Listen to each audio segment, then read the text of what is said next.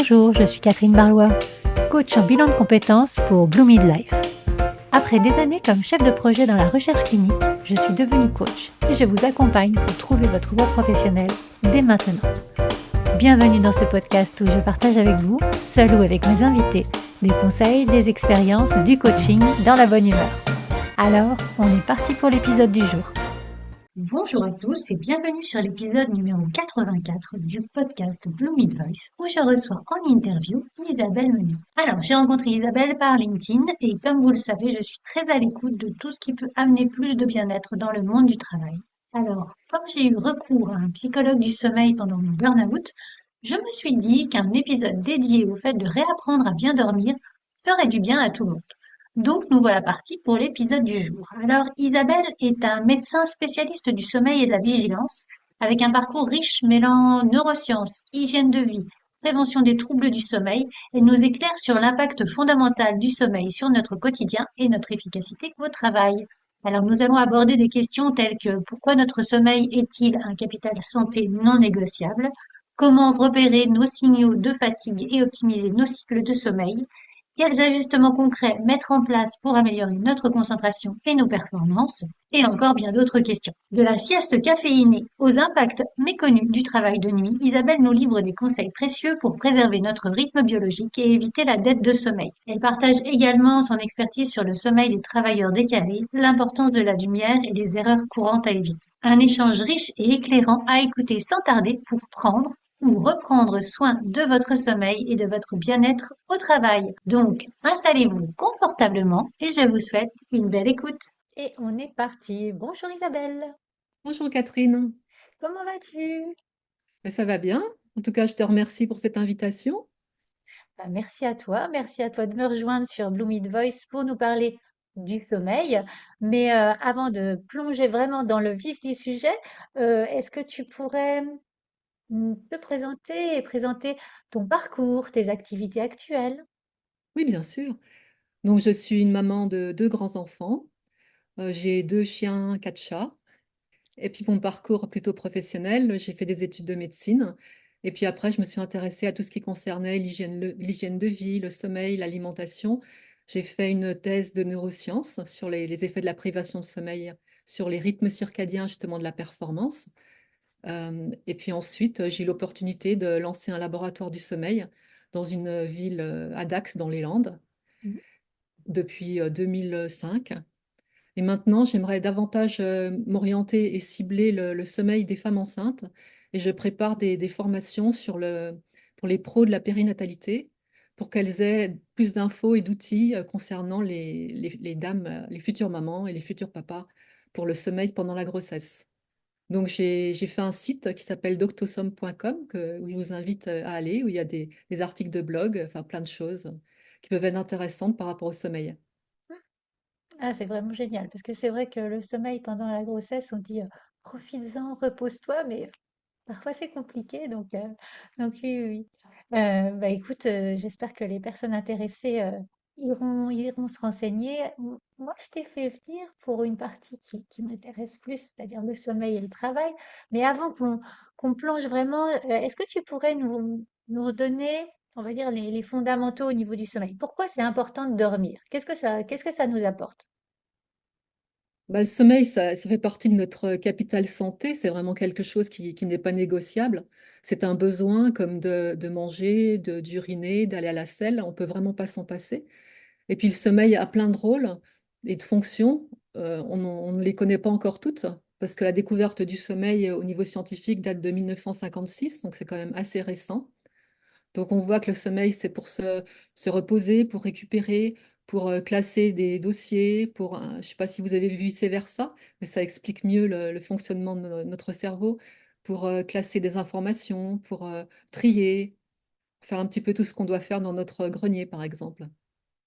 Oui, oui. Si on est privé de sommeil, en fait, on se prive de tout ce rangement, de tout ce classement, du Voilà, repos de que... repos, le sommeil permet aussi de garder notre immunité. Quelqu'un qui ne dormira pas pendant plusieurs jours verra sa température centrale baisser et son immunité diminuer, ce qui va favoriser des maladies inflammatoires, infectieuses et même des cancers à terme. D'accord. Et on parle, enfin, tu disais tout à l'heure, tu parlais de rythme circadien. Qu'est-ce que ça veut dire rythme circadien, s'il te plaît? En fait, le sommeil, c'est le premier rythme circadien avec des alternances sommeil et éveil qui évoluent sur 24 heures selon une allure sinusoïdale, donc une courbe qui avec des creux et des pics. Et tous nos paramètres physiologiques, en fait, évoluent selon un rythme circadien. Circa veut dire environ et dien le jour. Ça veut dire donc environ 24 heures. Ce qu'on a remarqué, on avait des rythmes qui étaient plus longs que 24 heures, 24h15 à peu près, 24h20. Après, ça dépend des personnes. D'ailleurs, Jean-Michel Siffre, qui nous a quittés l'été dernier, avait fait une expérimentation dans une grotte pendant 3 semaines. Et on avait vu que ces rythmes circadiens, justement, s'étaient décalés. Il avait des jours de plus en plus longs. Il était privé de notion de la... Il n'avait pas de lumière, il ne connaissait pas l'horaire et il mangeait à un moment régulier, mais sans avoir la notion de l'heure. Donc vraiment, nos rythmes circadiens qui sont gouvernés par notre horloge biologique interne, c'est quelque chose qui est dans notre cerveau, qui va gouverner tous nos rythmes du corps. Et quand nos rythmes sont tous en phase, on va bien. Mais si on décale nos rythmes les uns par rapport aux autres, comme par exemple lorsqu'on franchit les fuseaux horaires pour aller à l'est ou à l'ouest, nos rythmes vont se trouver désynchronisés les uns par rapport aux autres. Et on aura faim à des moments où on ne doit pas manger, ou sommeil à des moments où on ne doit pas dormir, parce que notre rythme de veille-sommeil n'est plus en phase, notamment avec le rythme de la température, qui évolue aussi selon de façon sinusoïdale et circadienne. Vous avez dû remarquer, on s'endort quand la température baisse et on se relève quand notre température remonte. Donc j'ai déjà là, c'est un rythme circadien très, très important. Oui, donc en fait, si on veut vraiment euh, dormir à la bonne heure pour nous, il faudrait qu'on aille au lit au moment où en fait on commence à avoir ces petits frissons qui nous disent c'est le moment de passer en position allongée. Voilà, comme je vous disais tout à l'heure, le sommeil, c'est un besoin. Donc, dès qu'on a des signaux de sommeil, ces petits frissons, l'impression d'avoir froid, les paupières qui se ferment toutes seules, on a besoin de se frotter la nuque, des choses comme ça. Donc là, c'est que notre train de sommeil passe. Mais parfois, ce train de sommeil passe trop tôt. Il passe alors qu'on est devant une série. Je ne citerai pas le fournisseur de la série. Mais à ce moment-là, on va aller contre ces signaux de sommeil et vouloir aller jusqu'à la fin de la série ou même de la série suivante. Et là, notre train de sommeil, il passera le suivant 1 heure et demie plus tard, parce que nos rythmes de vigilance font à peu près 1 heure et demie. Donc, bien être à l'affût de ces signaux de sommeil, notamment s'ils arrivent pendant la conduite, par exemple. Pendant la conduite, ça vous incitera à ouvrir la fenêtre, à mettre la musique plus fort, mais c'est déjà trop tard. Il faudrait déjà s'arrêter pour éviter un presque accident. Et on sait qu'un accident mortel sur autoroute sur trois est dû à la somnolence. Et la somnolence, elle peut être due à un manque de sommeil, à des médicaments qui nous endorment ou à une désynchronisation justement de nos rythmes circadiens. Il y a plein de causes à cette somnolence. Donc, être vraiment vigilant par rapport aux signaux de sommeil. Oui, oui. Et là, en fait, euh, on va plonger maintenant au cœur de notre sujet, c'est-à-dire sommeil et travail. Euh, Quand on a une vie, on va dire équilibrée, le travail prend pas toute la place, donc la vie perso nous laisse également de la place et on est plus à l'écoute de ces signes dont tu viens de parler. Mais quand le travail commence à prendre plus de place, euh, on peut être amené à décaler nos rythmes de façon à avoir des journées professionnelles plus larges et par exemple à prendre du café. Est-ce que le café est un allié pour le travail et on va dire un faux ami du sommeil? Tu sais, on dit si tu prends un café, du coup, tu n'auras pas sommeil, voilà, tu pourras travailler plus tard. Qu'est-ce qu'il en est du café? Alors, le café, donc, c'est un excitant. On retrouve la caféine aussi dans d'autres boissons, comme le thé, comme des boissons énergétisantes. Donc, il faut le prendre avec modération. Et puis, il y a des moments où on peut le prendre et d'autres pas. Par exemple, le matin, c'est bien de prendre un café.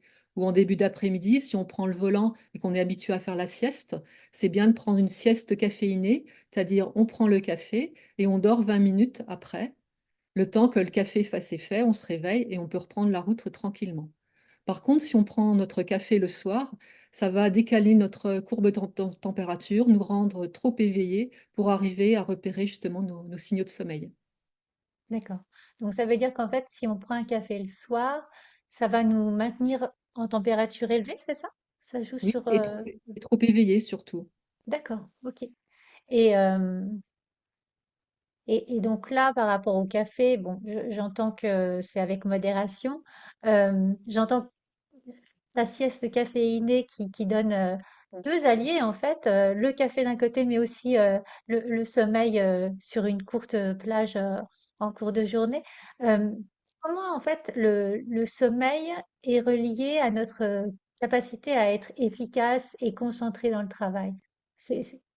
Quel est le phénomène? C'est au niveau du cerveau? En fait, pour le sommeil, il y a deux types de régulation. Il y a une régulation qui s'appelle homéostasique, c'est-à-dire c'est la pression du sommeil. Quand on se lève le matin, notre pression du sommeil est nulle. Et plus on avance dans la journée, plus notre pression du sommeil augmente. Et après, pendant la nuit, elle se vide comme un sablier. Si on fait une sieste, on va diminuer un petit peu cette pression du sommeil. Et de ce fait, le soir, on va s'endormir aussi moins rapidement, surtout si on fait des siestes trop longues. C'est pour ça qu'il Mhm. faut faire des siestes de 20 minutes. Après, le deuxième mécanisme de régulation du sommeil, c'est donc ce dont on a parlé avant, les rythmes circadiens. Donc, on est de plus en plus efficace avec notre température qui monte, avec un creux vers 5 heures du matin. Donc, on se réveille, on se met en forme. Le café va nous aider à vaincre l'inertie du sommeil. Après, on se met au travail. Et plus on va vers la fin de l'après-midi, plus notre capacité, notre productivité, nos performances vont augmenter jusqu'à ce que notre température commence à nouveau à diminuer. Mais ce rythme de température est variable selon les individus. Vous avez dû remarquer, il y a des personnes qui sont du matin, d'autres qui sont du soir. Donc les personnes qui sont du matin vont avoir leur remontée de température beaucoup plus tôt que les autres et seront efficaces tout de suite. Alors que quelqu'un du soir va avoir du mal à se lever le matin, va avoir du mal à entendre le réveil, devra mettre 2 à 3 réveils. Et après, le soir, cette personne sera vraiment très éveillée, n'arrivera plus à se coucher parce que sa courbe de température ne diminue pas encore. Donc avant de se marier, il faudrait peut-être demander, ou avant d'embaucher un salarié plutôt, demander s'il est du matin, s'il est du soir, s'il est court dormeur ou long dormeur. Parce qu'il y a aussi les courts dormeurs qui vont dormir 4 heures et les longs dormeurs, mais ça, je crois qu'on va en parler après. Oui, il y a une notion par rapport à ceux qui dorment peu et à ceux qui dorment beaucoup. Mais bah, parlons-en maintenant. En fait, est-ce que les petits dormeurs sont plus productifs que les gros dormeurs, par exemple? Alors, il y a les vrais petits dormeurs et les faux petits dormeurs. Parce que quelqu'un qui travaille tout le temps et qui ne laisse pas de temps pour dormir et qui dort que 4 heures, alors que la journée, il va être somnolent, il va être irritable, il va être énervé, il va faire des erreurs, il va prendre des risques au volant, des risques dans son travail. Là, ça sera un faux petit dormeur. Parce qu'en fait, il a des conséquences de son manque de sommeil. Mm. Donc, alors que les vrais petits dormeurs et les vrais longs dormeurs sont vraiment très... Il n'y en a pas beaucoup dans la population générale. Donc les vrais courts dormeurs ont cette chance que leur sommeil, qui est un besoin, n'est pas très important puisqu'ils peuvent dormir 4 à 5 heures sans avoir de répercussions négatives la journée. Donc bien identifier si on est un vrai court dormeur ou un faux court dormeur. Oui, je l'entends en fait comme quand c'est nous qui commençons à prendre la décision par rapport à notre rythme et à nous imposer de dormir moins, c'est qu'en fait on veut se transformer en court dormeur, mais en On ne fait peut pas. on peut pas. Et Parce quand tu qu'en en dis fait, la durée du sommeil est génétiquement programmée. Donc, si on est court dormeur, on le reste. Si on est long dormeur, on le reste. Et de même, si on est du matin, on sera toujours du matin. Et si on est du soir également. Par contre, les adolescents deviennent plus du soir au moment de la puberté, au moment de l'âge pré-adulte. Et après, reprennent leur chronotype de base. Le chronotype, c'est si on est du matin, si on est du soir. Mais la plupart des personnes sont ni du matin ni du soir. On est de chronotype intermédiaire. d'accord. Et quand tu dis long dormeur, ce serait à peu près combien d'heures? Bah, ça peut aller jusqu'à 14 heures de sommeil. Ah, Alors justement, ces personnes, pour s'intégrer dans la vie commune, à commencer de travailler à 8 heures et à finir à 18 heures, eh bien, ils se couchent tard parce qu'ils ne trouvent pas le sommeil avant, parce que souvent, ils sont du soir et long dormeurs, et le mhm. matin, ils doivent se réveiller tôt. de ce fait, ils perdent quelques heures de sommeil et se retrouvent un peu comme un court dormeur avec toutes les répercussions que cela a. Donc ces personnes-là qui sont longs dormeurs ont beaucoup plus de difficultés dans la vie de tous les jours et doivent prendre plus de café, doivent vraiment optimiser les périodes où elles sont très éveillées. Oui, et dans ce cas-là, en fait, c'est pas vraiment reconnu par la société. On dit, bon, bon, voilà, tu dors comme un loir, mais à part ça, je pense que c'est à eux de s'adapter au travail et ça peut les handicaper également par rapport à leur concentration, par rapport à, comme tu disais, ils se privent d'heures précieuses pour eux. Tout à fait, c'est rare que l'employeur adapte le travail à la personne. C'est Hmm. plutôt la personne qui doit s'adapter à son travail. Tu as tout à fait raison. Dans ce cas-là, il vaudrait mieux. Il faut, on doit.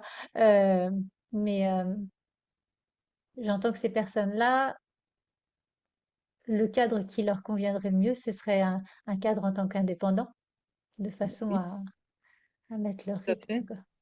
Et puis savoir se limiter, ne pas accepter trop de contrats, retrouver, bien écouter les signaux de notre corps, justement, par rapport à notre besoin de sommeil, notre besoin de repos. Mais la dérive, ça peut être aussi de procrastiner, de trop s'écouter et de faire trop de siestes. Donc, il faut trouver Mm. un juste milieu, une discipline moyenne, sans être trop strict non plus avec soi-même. Parce qu'on sait tous que le syndrome de l'imposteur, par exemple, ça va nous empêcher de faire plein de choses. Donc, s'écouter, être gentil avec soi-même. Et aussi pour son sommeil, faut le caresser, son sommeil. On a trop tendance à le négliger, à ne pas le respecter.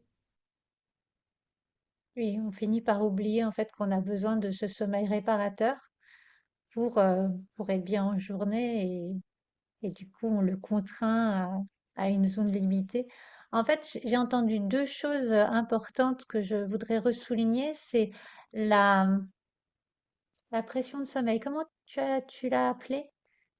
Tu as dit la pression de sommeil? Je suis pas Oui, j'ai sûre. dit la pression de sommeil, Oui, oui. ok. Oui, Donc, elle augmente dans la journée jusqu'à avoir ben, un pic au niveau du moment où on va aller dormir. Et si on fait une sieste, il faut qu'elle soit courte de façon à pas trop empiéter dans cette tout à fait. courbe-là. Oui, Voilà. c'est ça.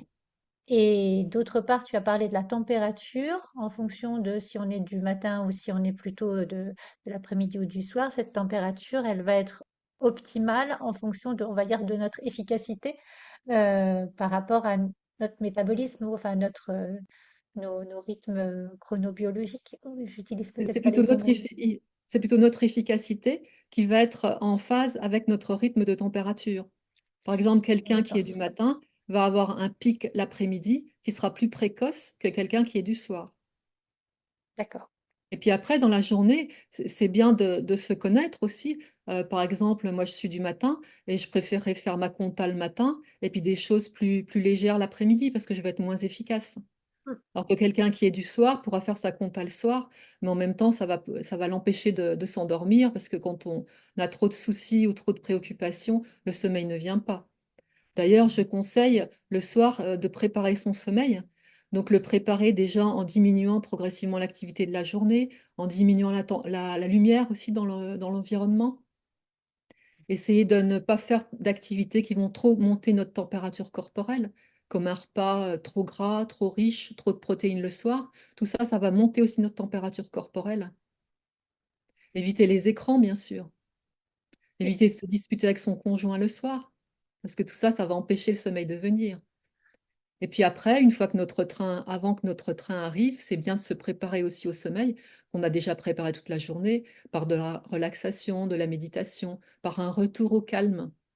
Le sommeil, on dit que c'est on-off, mais finalement, c'est pas vraiment ça. Ça se prépare toute la journée. Ça se prépare aussi par l'exposition à la lumière, la journée. Plus on est exposé à la lumière la journée, plus on va fabriquer de la mélatonine la nuit, cette hormone qui nous aide à rester endormi. Donc, les personnes âgées, par exemple, dans les EHPAD ou dans certaines usines où les locaux sont mal éclairés, les personnes ne fabriqueront pas suffisamment de mélatonine pour leur nuit suivante. Donc, c'est important d'avoir un poste de travail bien éclairé, que l'on travaille de jour, que l'on travaille de nuit d'ailleurs. oui. pour donc générer la mélatonine. Et donc, alors c'est pas notre sujet, mais du coup, je pose une question par rapport aux personnes qui sont dans des EHPAD. Ça signifierait en fait qu'il faudrait qu'elles fassent une balade quotidienne de façon à être exposées vraiment à la lumière du jour plus intensément. Tout à fait. Même si le temps est couvert, comme Mhm. aujourd'hui, il y a toujours plus de lumière à l'extérieur qu'à l'intérieur. Donc le mieux, c'est d'associer effectivement une activité physique, comme la marche, et l'exposition à la lumière. Et pour en revenir aux personnes qui travaillent la nuit, puisque c'est notre Oui, thème, on leur conseille, par exemple, ceux qui travaillent de nuit, le matin à la sortie du travail, s'il y a beaucoup de soleil, de mettre des lunettes de soleil pour ne pas justement se réveiller trop et pouvoir arriver à trouver le sommeil quand ils arrivent chez eux. Par contre, les lunettes de soleil au volant, ça peut être dangereux. Donc c'est surtout pour ceux qui prendront les transports en commun ou qui font du covoiturage. mm, et oui, faut savoir en fait moduler de façon à éviter de se mettre en danger, Oui, mais également de se mettre, comme tu disais, de préparer en amont sa nuit de façon à arriver bah, en position allongée et être dans les meilleures conditions pour avoir un sommeil de qualité. oui. Et puis associer aussi la chambre au sommeil. Parce que par exemple, les personnes qui sont insomniaques associent la chambre à un mauvais sommeil, à quelque chose qui va être difficile, qui ne marche pas depuis des années. Donc rien que d'avoir ces pensées et des émotions en fonction, le sommeil ne va pas venir. Et d'ailleurs, le traitement le plus efficace pour l'insomnie, c'est la thérapie cognitivo-comportementale. C'est beaucoup plus efficace que la thérapie par la lumière, que l'hypnothérapie, que la sophrologie, que la relaxation, parce qu'on essaye de travailler avec le patient ou la personne, ces mauvaises croyances qu'il pourrait avoir par rapport au sommeil et les mauvais comportements également. Comme moi, j'ai des patients insomniaques qui me disent, moi, je reste 12 heures au lit au cas où le sommeil revienne. Alors, je leur dis, ça fait 25 ans que le sommeil n'est pas revenu, pourquoi il reviendrait un jour? C'est vrai, ça. Donc, ça les fait réfléchir à que si on veut que les choses changent, il faut changer quelque chose. Sinon, rien ne change. Puis, on Oui, est des êtres conditionnés, comme le chien de Pavlov. Le chien de Pavlov bave quand on lui met de la viande. Il bave quand on met de la viande avec une sonnette, et après on ne met plus que la sonnette, il continue à baver, à avoir faim. Donc nous, il faut réassocier les rituels du sommeil, les stimuli par rapport au sommeil, et donc réassocier le lit à quelque chose à un plaisir, le plaisir de dormir. oui, oui, oui.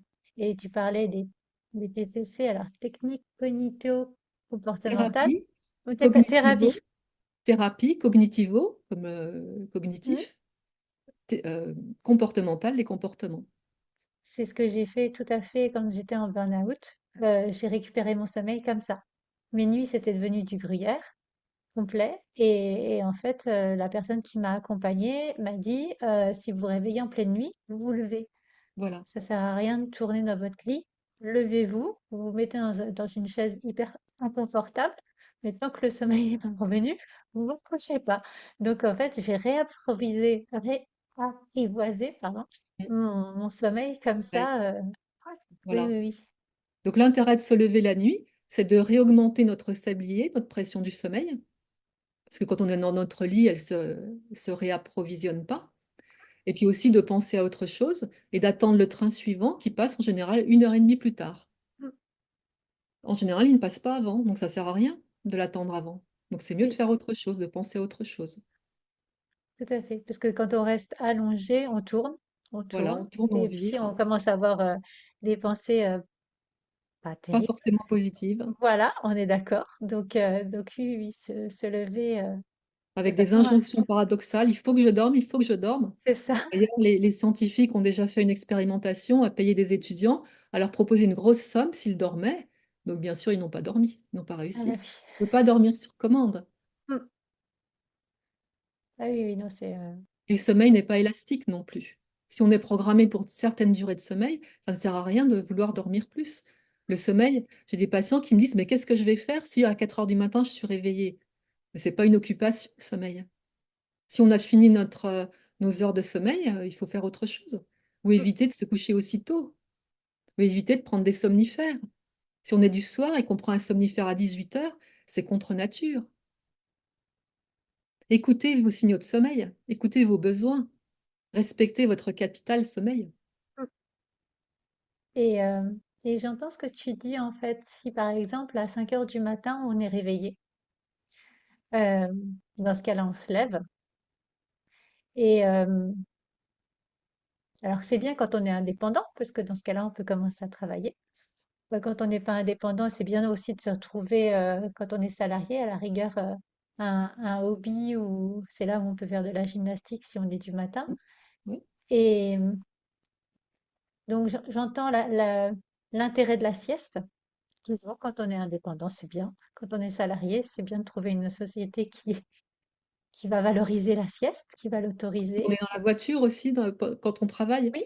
Si on a 1 heure entre midi et 2, on va manger pendant 20 minutes. Puis après, on s'extrait de ses amis, de ceux qui fument souvent après le repas.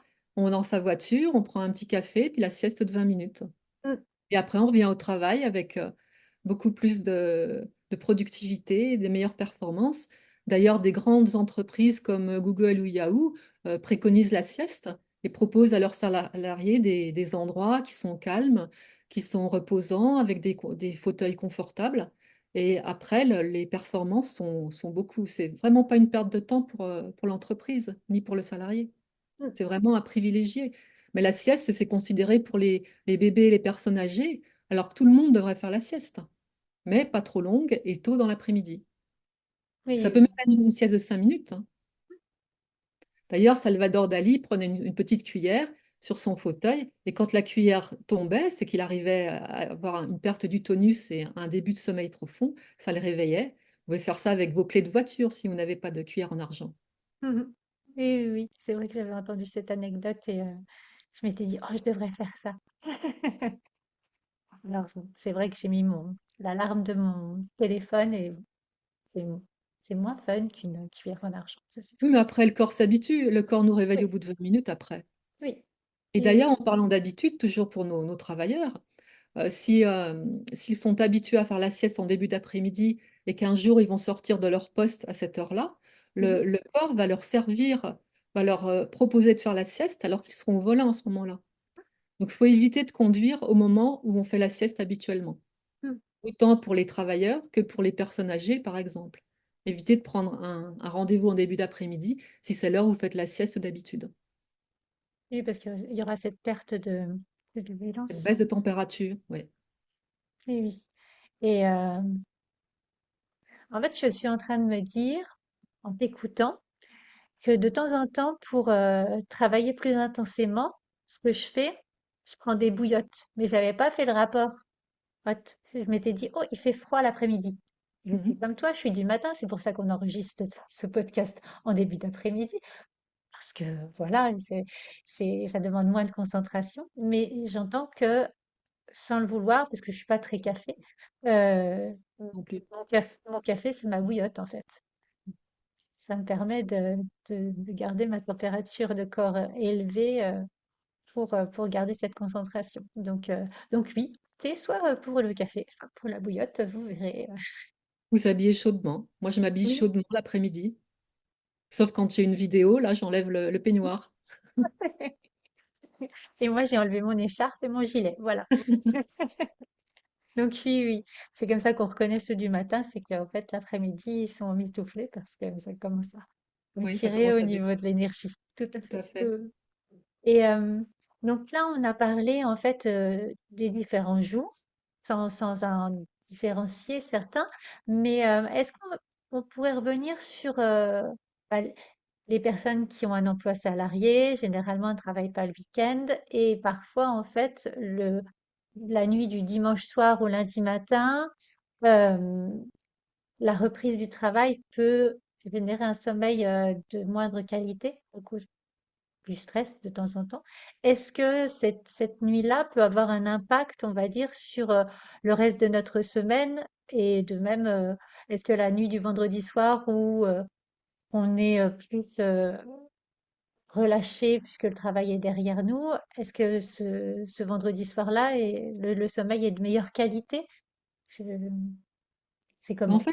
en fait la mauvaise nuit du dimanche au lundi, elle a plusieurs causes. Déjà, le stress de la reprise du travail, le regret de ce qu'on n'a pas pu faire le week-end qu'on avait prévu de faire en famille. Et puis, ça commence dès le vendredi soir. Dès le vendredi soir, on est libéré du travail, on va faire la fête, on va se coucher plus tard, on va prendre peut-être un petit peu d'alcool. Donc, on va se coucher 2 heures plus tard que notre heure habituelle. Les samedis matins, on va se dire, oh ben non, c'est samedi, je vais dormir, je vais faire la grasse matinée. Donc, pour les personnes du matin, c'est un peu difficile de faire la grasse matinée. Mais pour des personnes du soir ou des personnes qui se seront couchées très tard, l'heure du sommeil du lever va forcément se décaler. Et après, le samedi soir, l'après-midi, du samedi après-midi, on va faire une petite sieste. C'est agréable. On va la faire en couple ou au soleil ou devant un écran. Donc là, on peut faire des fois 2 heures, 3 heures de sieste. Et le samedi soir, qu'est-ce qui va se passer? On va être tout décalé. Notre température du corps va baisser, mais beaucoup plus tard que la semaine.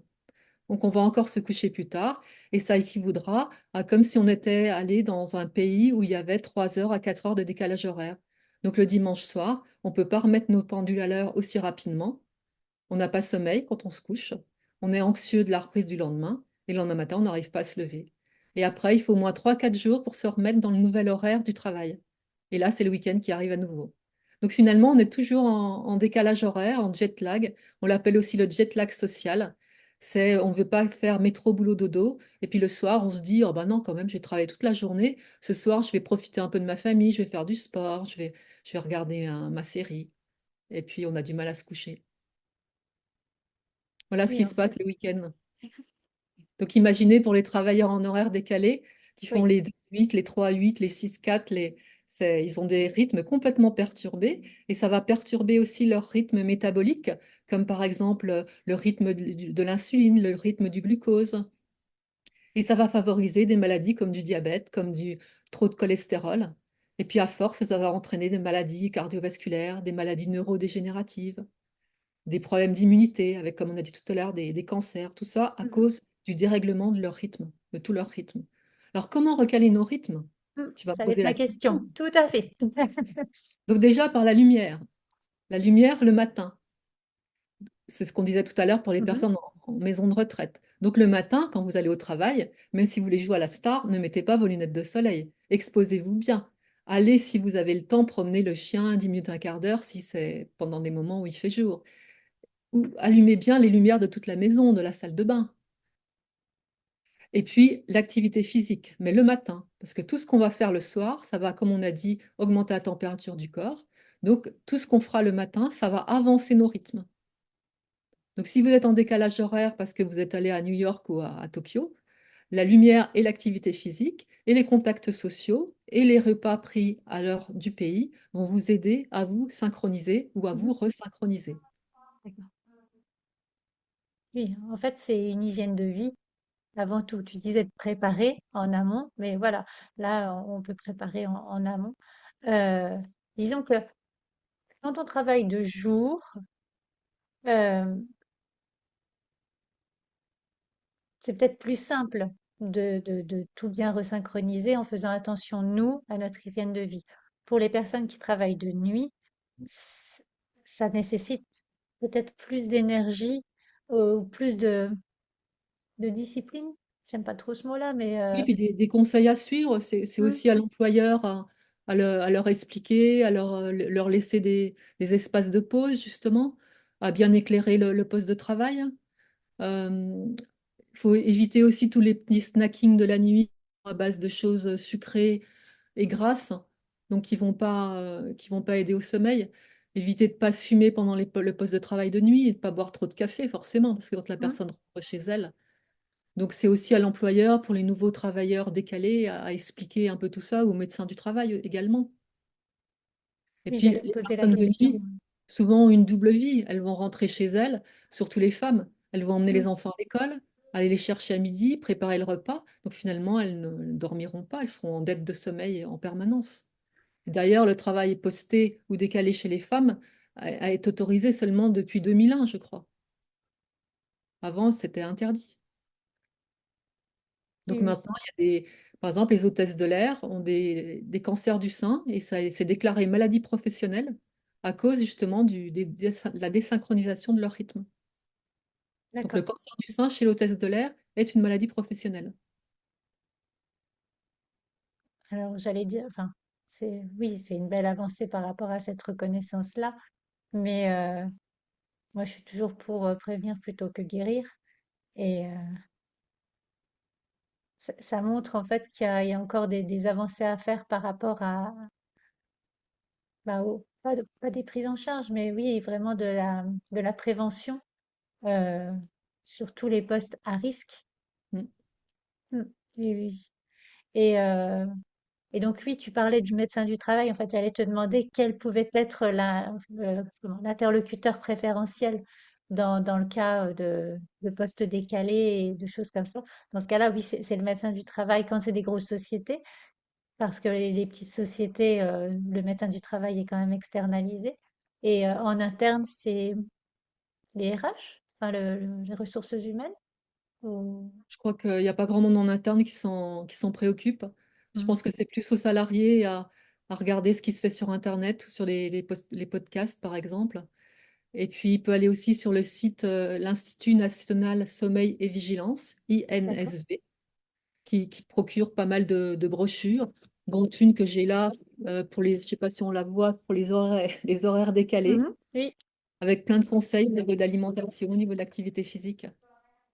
Parce que si on attend d'avoir la visite avec le médecin du travail, qui a tellement d'autres paramètres à prendre en compte, je pense que le sommeil, encore une fois, sera un peu mis de côté et négligé.